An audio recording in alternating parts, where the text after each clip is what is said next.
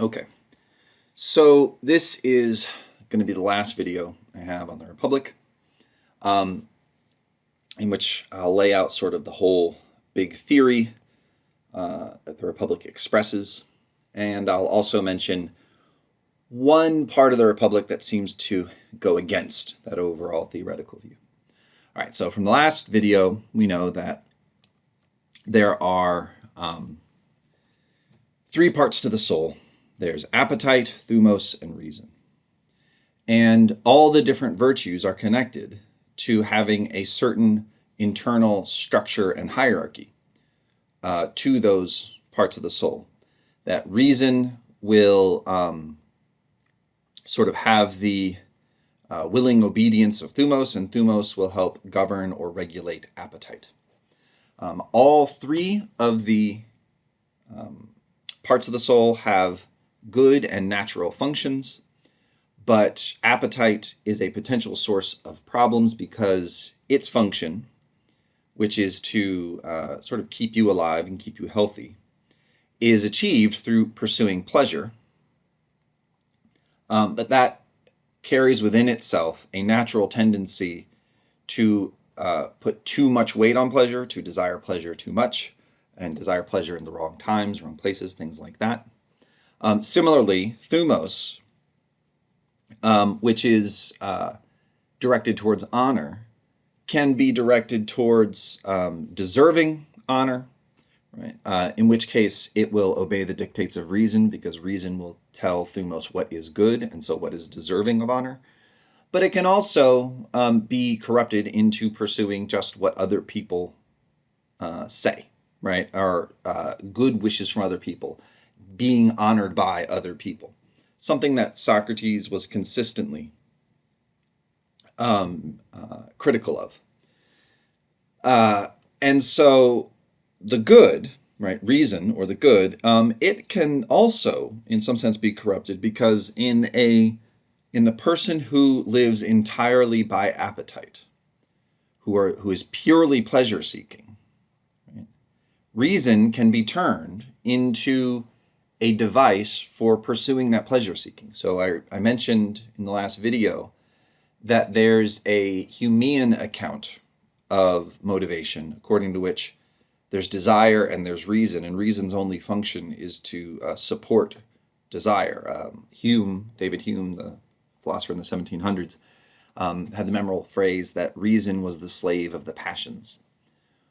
Well, Plato seems to think that can happen, but when that happens, that's a corruption of your soul, because that's not reason's function. Reason's function isn't to help you achieve pleasure. Reason's function is to discover what's good.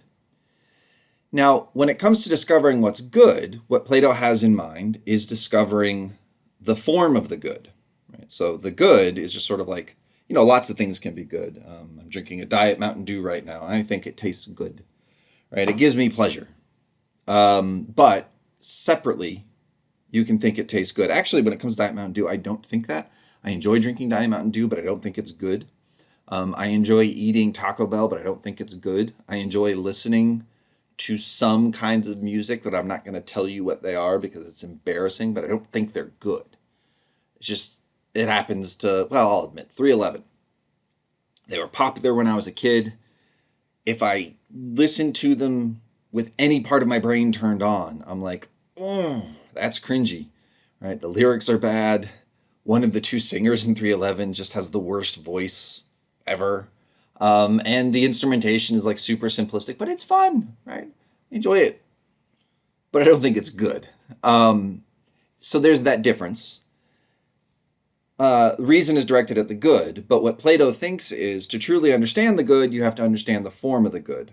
And remember, forms, or maybe I haven't explained that yet. Forms are the explanation, the ultimate explanations of why things are the way they are. Right? So they're abstract entities that we can only gain knowledge of through dedicated study. This is why the philosopher kings need to rule, because only the philosopher kings understand what is truly good. And the good here doesn't seem to be, and this will relate to something I'll talk about towards the end of the video, just what's good for us. Like some things are just good or bad in themselves. Sometimes Plato uses the word fine, which is a translation of tekalon, which again is another way of translating it as beautiful. The idea Plato had is just that there are facts about what's good and what's not good. It is not the case that good just means I like it, right? That there's a distinction between what you like and what you think is good. Some things you like because you think they're good. Some things you like even though you don't think they're good. And because there's that distinction, you need reason as a separate power. And you need it to then not be distracted into just becoming another way to achieve pleasure or honor. Those are lesser goods. In the case of pleasure, Plato's moving increasingly towards the idea that just pleasure isn't good at all. He's on his way towards a kind of extreme anti-hedonism, which is weird because the Protagoras argues for hedonism. But that is the direction Plato's heading. So that's the situation, right? So that's those are the three parts of the soul. It's better to have reason in charge of thumos, which helps control appetite. When that happens, then all the parts of your soul are doing what they're supposed to do, and there's no internal conflict. So part of what's going on here, and a big part of Plato's answer about why it is you should be just, seems to be that when the soul is in its proper alignment, right, then everything is, all the parts of your soul are agreeing both with each other and with, in some sense, what they're supposed to be. And so you're not going to get internal, mental, or spiritual conflict. Because when your appetite and your thumos and your reason are corrupted, you can get internal spiritual conflict because each one of them is not doing what they're supposed to be doing. So Plato seems to think there's some kind of natural tendency to for the parts of your soul to fulfill their natural proper functions, but that a corrupted soul in which everything is enslaved to appetite, thumos and reason are sort of enslaved to appetite, will experience that kind of internal psychic disharmony, and that's bad. It's just bad to be internally conflicted with yourself. It's bad to constantly be struggling against your nature, right? So you can have a soul that is properly organized, where reason controls thumos, controls appetite. You can also have the totally debased soul, where appetite controls thumos and reason. In fact, actually, thumos can be put to work controlling reason as well, right? So when you start, thinking to yourself, you live a life of pleasure seeking. You only are interested in what gives you pleasure. But from time to time, you hear that little voice in your head that says, well, maybe the right thing to do is actually this thing that won't give us as much pleasure. Well, if your thumos has been completely corrupted, if your spirited part has been completely corrupted, then you're going to feel disdain and shame towards the idea that you would ever intentionally not seek out pleasure. You'd think, oh, what weakness to think that there's any such thing as what's good as opposed to what's pleasurable. So you have the healthy soul, right?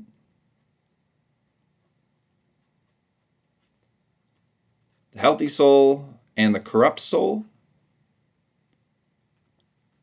But of course, there's other things that are possible too. Not a fully corrupt soul, but also not a fully healthy soul. So you could have a reason that's doing what it's supposed to do, but because it doesn't have sort of the aid of thumos or the spirited part, there's no control of the appetitive part. So your appetite and your reason are constantly coming into conflict. But that kind of conflict itself is bad, right? Plato is trying to explain why the virtues which are identical to having this healthy state of soul, why the virtues are good for you by just pointing out when you lack the virtues, it's not just that things outside of you aren't going to go well. Things inside of you aren't going to go well. And this is going to help answer that question that Glaucon asked way back at the beginning. A just person with a bad reputation versus an unjust person who gets away with it. The just person is still going to be better off, Plato thinks, because you carry around the rewards of virtue inside you in a peaceful, harmonious inner life, right, where you're not constantly experiencing these conflicts between your pursuit of pleasure and your pursuit of goodness, right? Because your reason has disciplined, in a sense, your appetite, so that you no longer, right, are going to pursue pleasurable things that are bad for you, right?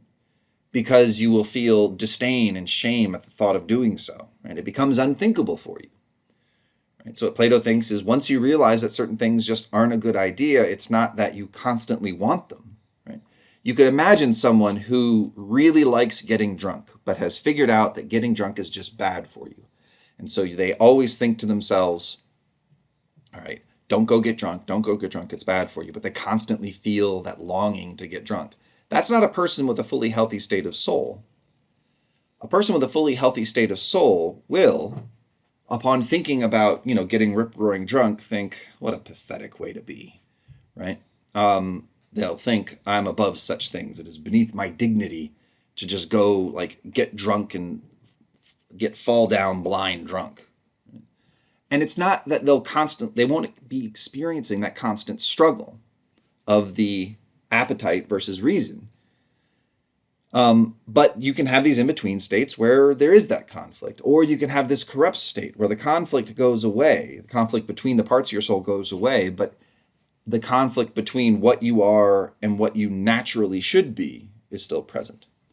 So the answer is going to be, to the original question that Glaucon asked, that the just person is still better off because they have that kind of internal peace and harmony.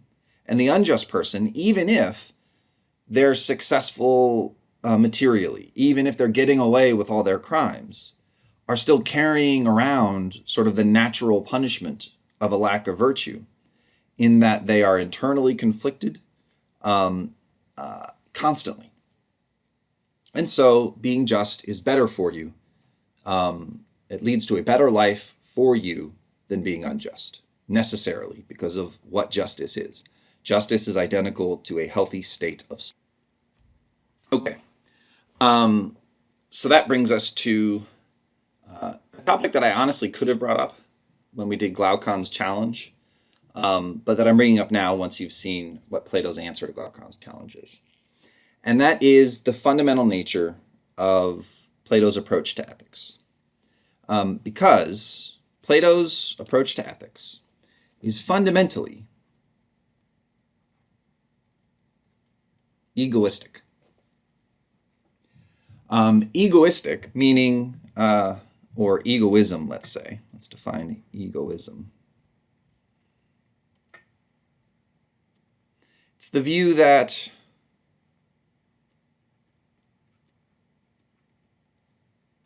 one's own good is all that matters.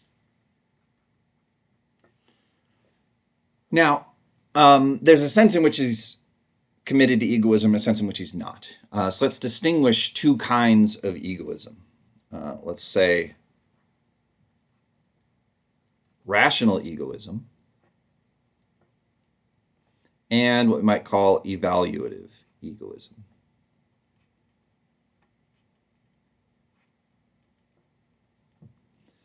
Rational egoism says you only have reason to do something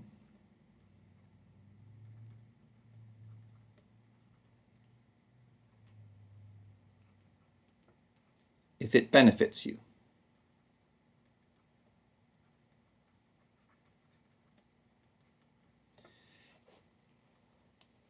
Evaluative egoism says something is only good if it benefits you.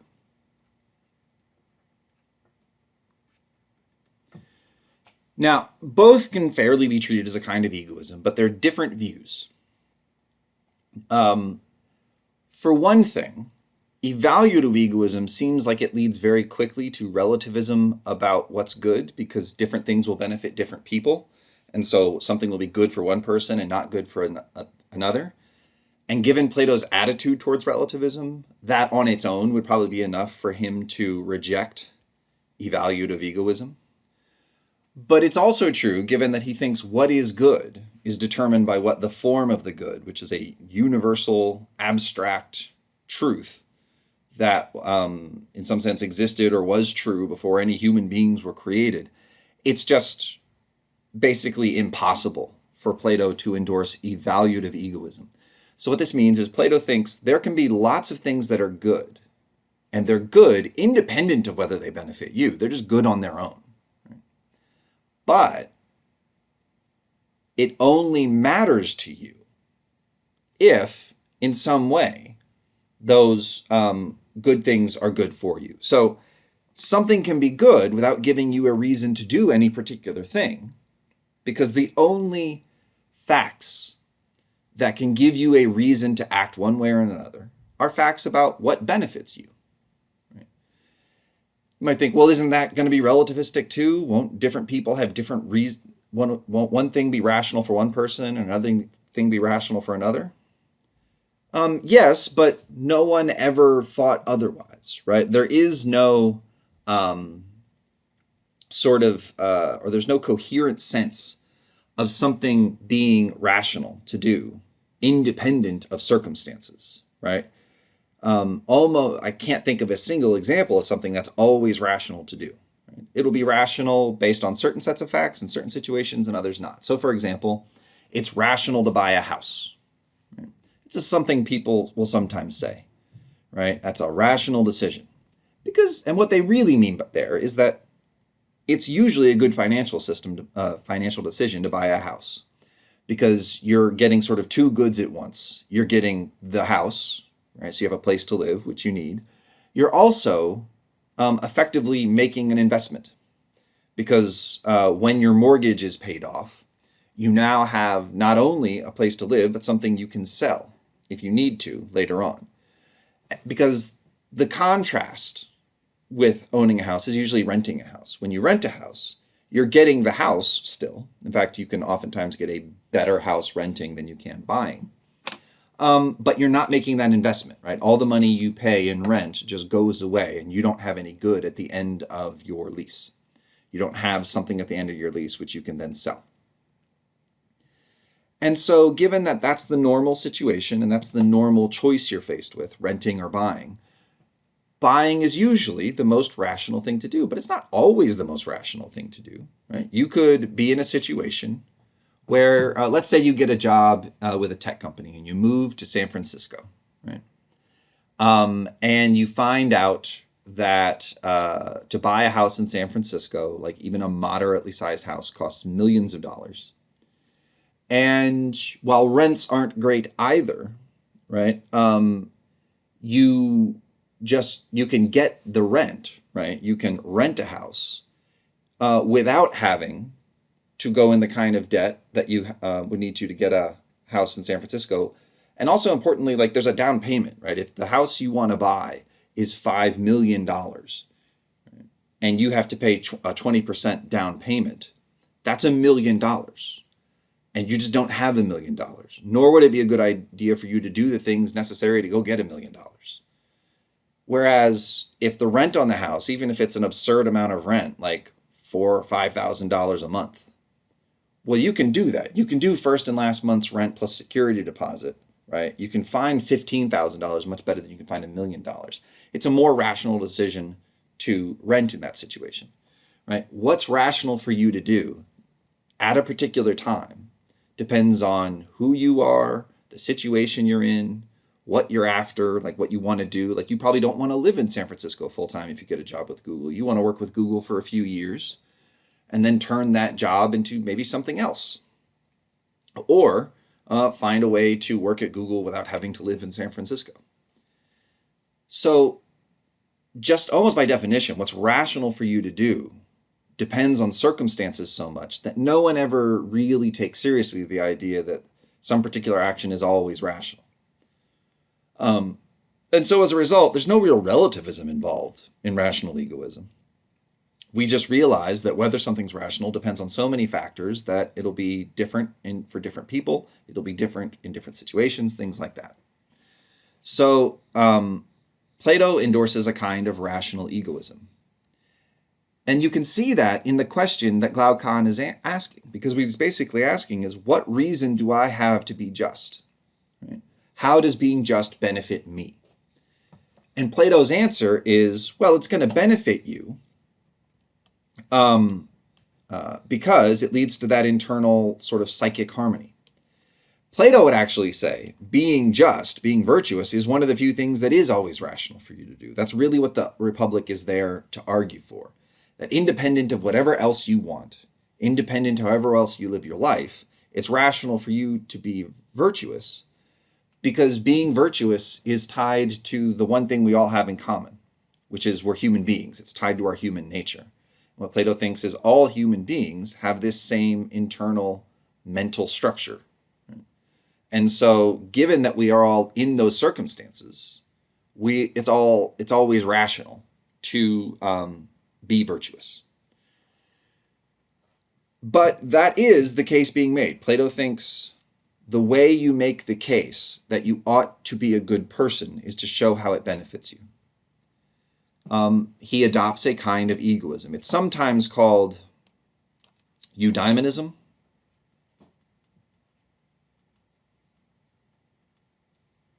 Eudaimonism is a Greek word, or comes from the Greek word eudaimon, which means,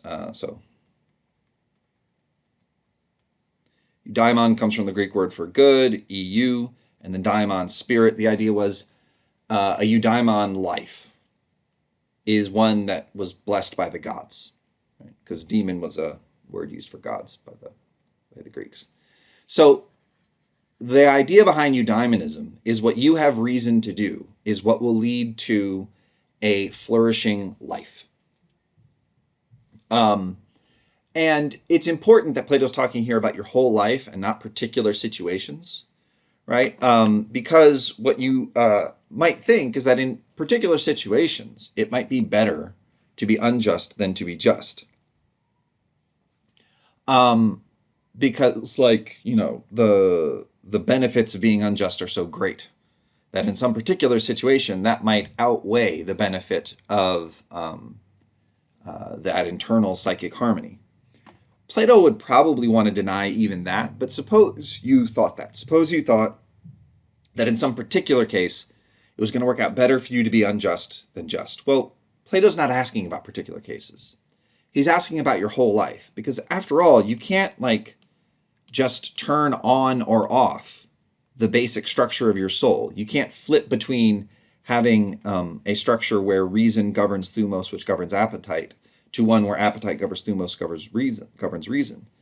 The state of your soul is sort of not quite permanent, because Plato does think there can be a degradation involved, but it's definitely a long-lasting feature of you, right? It takes a lot of work to get to the point where reason disciplines thumos, which disciplines appetite, and you're not going to be able to turn it off and on. So Plato's asking about your whole life. Eudaimonism is the view. It's a kind of egoism. It says that, it's kind of rational egoism. It says that you only have reason to do something if it leads to having a good or eudaimon life. Okay.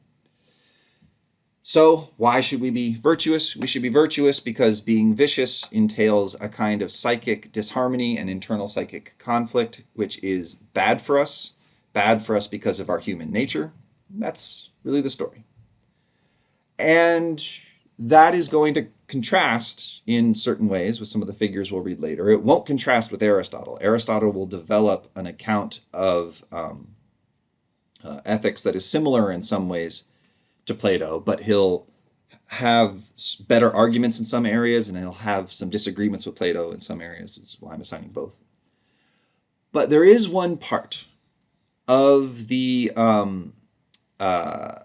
Republic that does seem to endorse a non-egoistic view.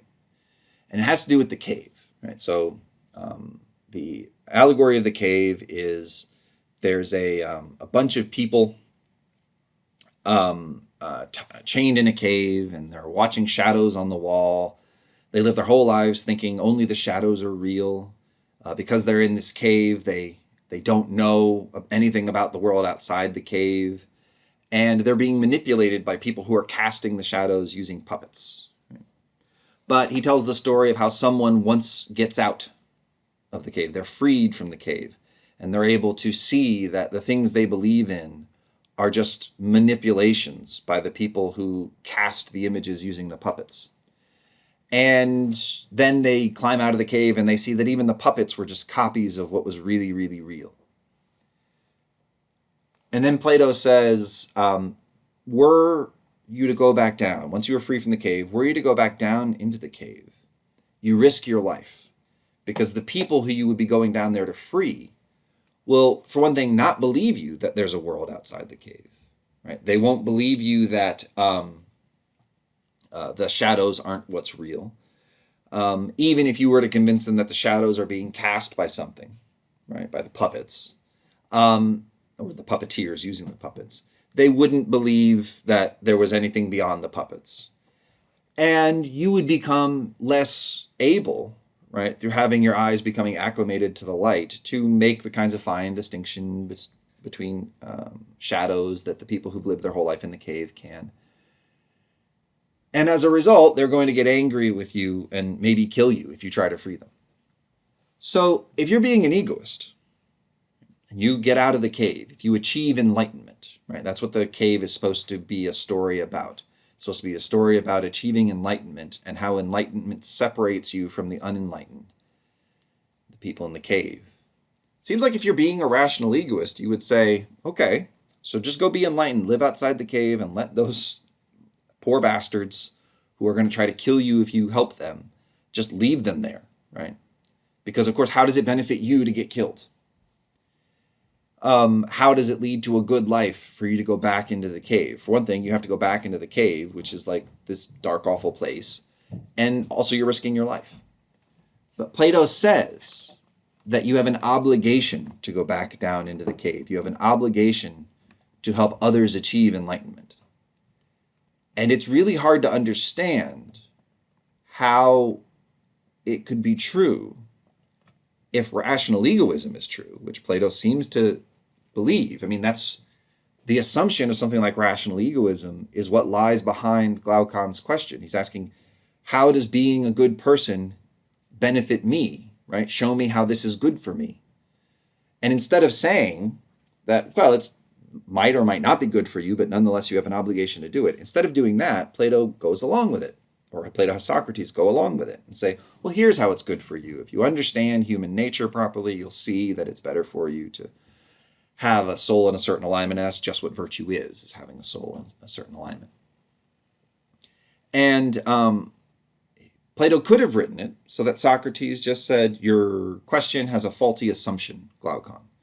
You assume that being virtuous will be beneficial for you, but it won't necessarily be. So Plato goes along with rational egoism. Right? He goes along with the idea that for what's good to give you a reason to act in a certain way, it has to benefit you to do it. Right? And he seems pretty consistent about that, except for at this one point where he says it is the duty of all to seek the well-being of the whole community and not just their own. And nowhere else does he say this. And it seems to undermine the whole project of the Republic.